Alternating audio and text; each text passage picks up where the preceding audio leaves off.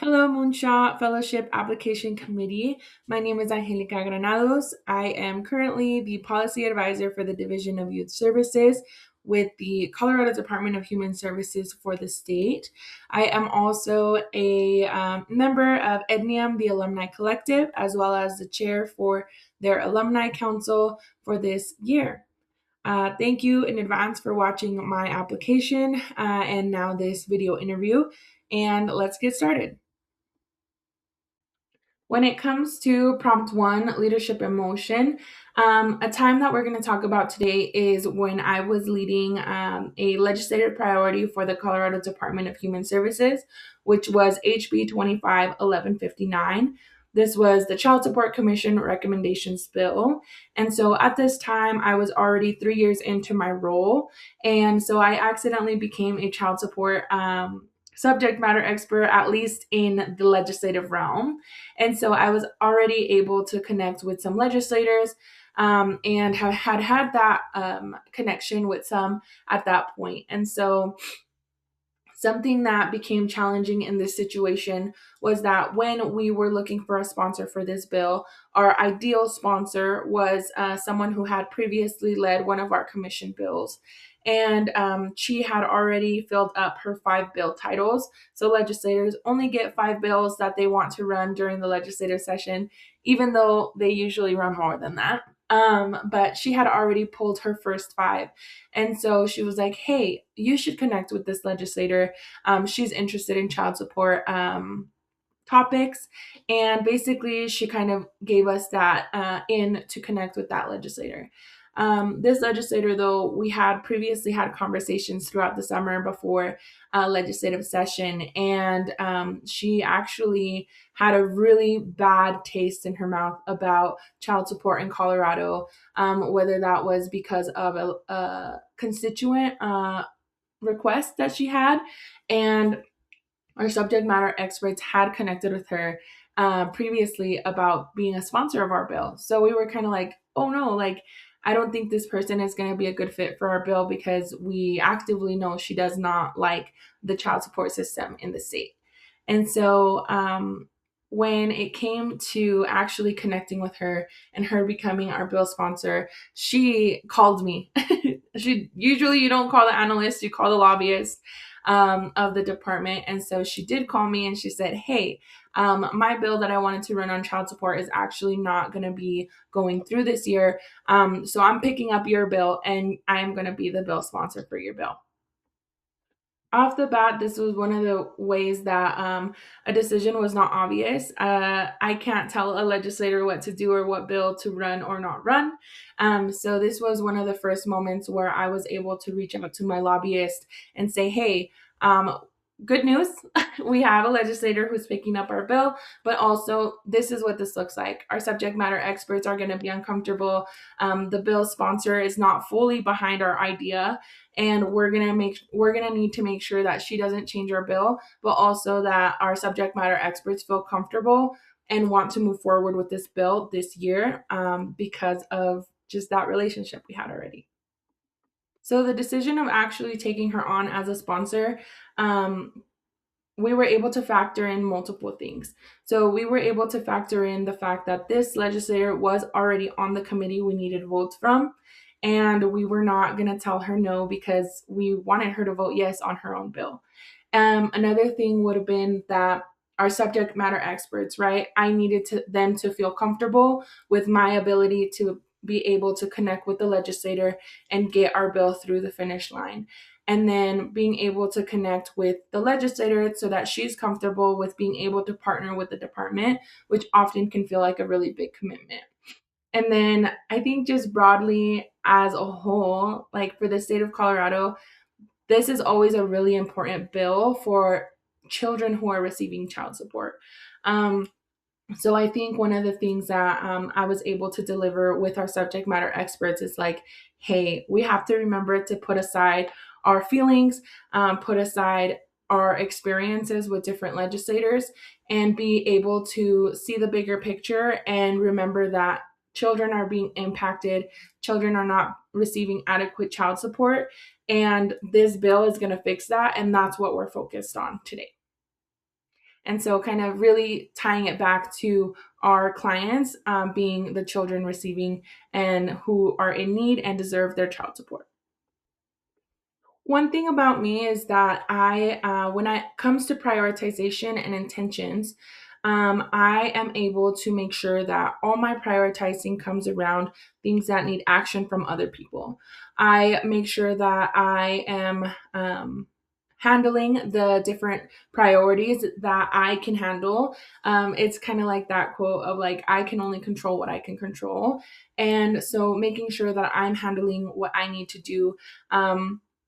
And obviously like kind of prioritizing those as well. But I think my best thing, or like one of the things I've worked on the best, has been making sure that if action is needed by someone else, that I am giving that person adequate time so that they're able to deliver what I need, and be able to get steps moving from there. This allows for that concrete action piece to step in, just because when I'm able to give other people time on what I need from them, they're able to deliver better than if I'm also scrambling and in giving them something that I need from them and expecting it in a very short timeline.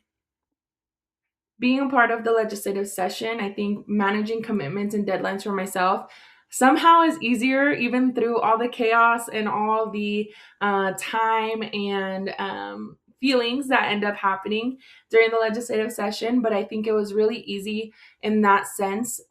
Easy was a hard word, but I think it was really manageable in a way that I was able to see, like, what is my next steps? What is my timeline?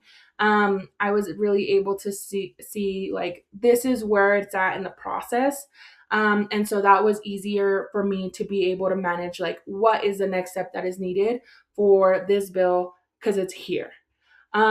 Or especially given that this legislative session is 120 days. So I was able to give myself like, hey, I have 120 days to make sure that this goes through, and this is all the steps that I need in between.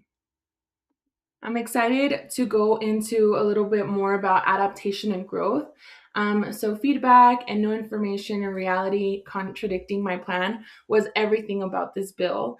I actually, this became one of my favorite projects that I ended up working on, just because of the challenge that actually it was to be able to get this through the legislative process. This was one where I literally had to adapt and change and grow as a leader on my team specifically.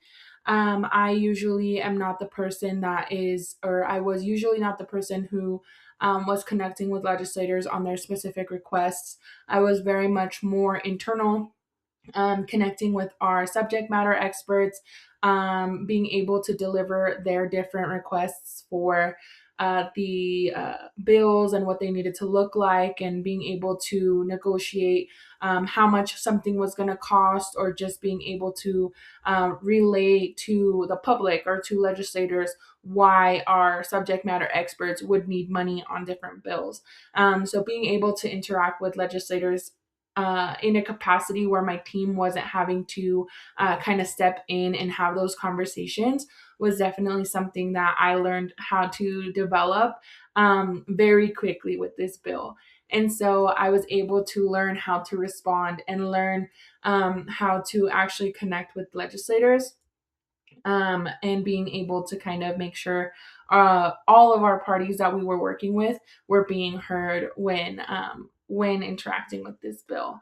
And so I think once something that I know really was beneficial to the entire process was being able to develop my confidence in just the work that I'm doing. And even if I didn't know what I was doing, being able to state that. I think that's something that was really important. I giggle a little bit because I have a mentor who, I am Mexican American. I am proud to be. And I have a mentor who he is a white man. And I remember he told me during this process, like, he's like, you have a little bit imposter syndrome. And I was like, yeah, I think I do have a little bit of imposter syndrome right now. And he's like, just don't. And so I say that because I think when I realized, I was more than qualified to be there. That really changed the game for our subject matter experts and for the legislator, because she was a new legislator. And so that's why she was skeptical. And that's why she was kind of coming to the department with the energy she was coming, and really being able to connect with her and say, hey, like, you're new to this, I'm new to this. And being able to connect with her on that level and be transparent and saying, like, hey, like, I want to make sure I'm delivering for my directors, but I also want to deliver for you as a legislator. What can I do for you? Who can I connect you with to answer your questions, so that you know, like, we're doing our best on our part too. So I think that really changed the entire dynamic of this working relationship, and it really made everyone adapt to each other and move forward. And so one of the things that ended up bringing was the fact that this legislator, I had been writing her talking points this entire time, because that's what I do as a legislative analyst on the team. And so it was really interesting to be able to kind of witness her go off of the talking points, and just the different um, talking points that she had on working with the department on this bill that we were developing together. And it was nice to have my subject matter experts listening in um, into the bill and saying, like, who wrote that for her? Like, we're all scrambling, but also in a way, in a really good way. Like, we're like, oh my gosh, like, did you write that? And we're like, no, did you write that? And she was just very pleasant to work with in the end. And you could tell it was because we were all collaborating, and I was able to kind of develop that space for us all to communicate and be honest with one another. And just kind of, I think one of the biggest things that helped in that sense was that I was able to kind of tell this legislator, you know, we know you don't like the entirety of what it is to be or to have child support in Colorado. This is not that bill, right? This is not the bill that you want, and that's going to change the things that you need. And we know that. But we're here to collaborate on this, and being able to collaborate on this today will allow us to have more conversations tomorrow and be able to get to where you would want child support to be. And I think that was one of the most honest, transparent conversations I've had with the legislator, and just really being able to get them to understand, like, this is not the bill that might do what you want, but being able to kind of collaborate with the department will allow you the subject matter experts and their access to them and what they do, so that you know how our system works and how to change it. A little bit about self awareness and sustainability. When it comes to me and how I learn about myself, is that I am a person who does sometimes thrive in chaos, which is really interesting. And I've been able to kind of identify that in myself. But when it comes to my strengths, I think it's really important for me to kind of continuously take even like the Briggs test and things like that. I really do thrive. I'm definitely someone who likes words of affirmation. So being able to read my strengths and understand what those things think of me help me kind of identify my own strengths. And I think something about me is that I strive and pride myself in being honest. And I don't know what I don't know, so I need to ask. And so being able to ask for help or ask the people who do know the things is something that I know is a strength of mine and has got me to the places I've been. And then my limits. I think my limits are something that everyone always works on, but me specifically, I'm kind of, I like to make sure that when I am feeling limited or feeling like my skills aren't what is needed or um, what is helpful, I'm able to connect with people and just say, like, hey, like, I like this in you. What are some tips that I can have? I think that's something that I really I really do like surrounding myself with people who I admire, so that I'm able to pick up the skills or the things that I admire of them, because I think that's how we grow and that's how we get better. And then patterns under stress. I think under stress, the biggest thing that I would do is that noticing like I have to self care, making sure like my mental health is up kept up with, is the way I keep grounded. I will say that I always think to myself like I think working with the department that works with food security, our juvenile justice system, and even just my own lived experience, I always remind myself that there are bigger issues going on in the world, even if my life or my situation might seem big.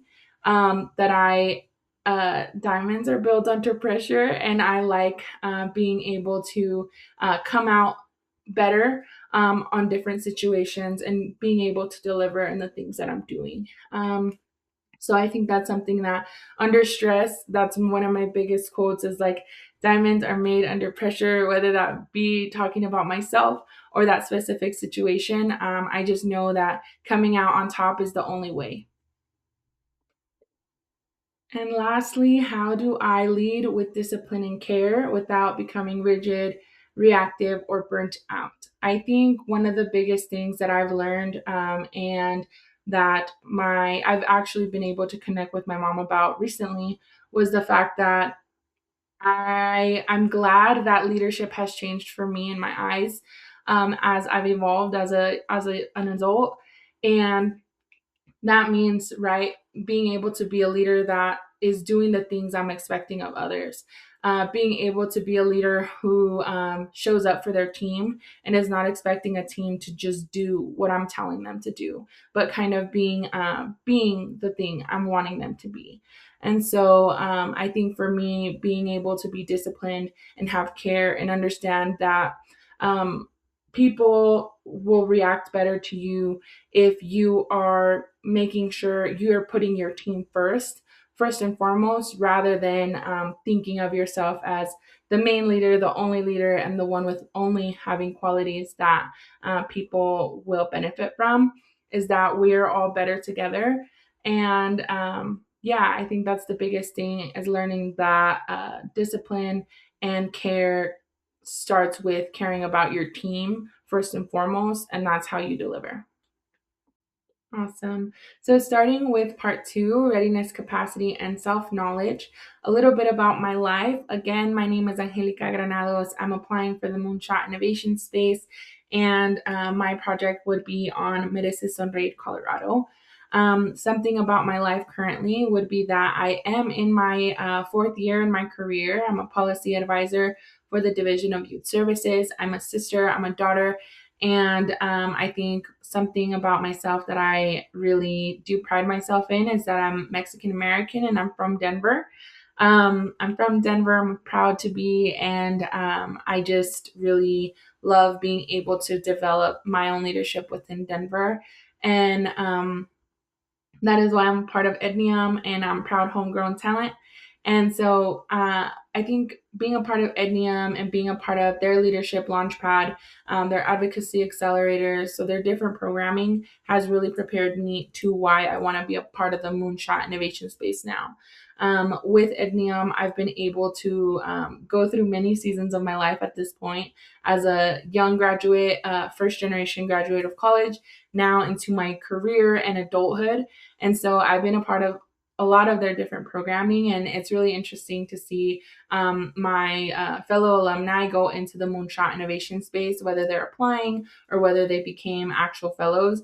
It's inspired me to come, and I feel ready to participate in the Moonshot Innovation Space because I know I've developed myself as a leader who is committed and who wants to show up in this different space and be able to develop an idea I have for community.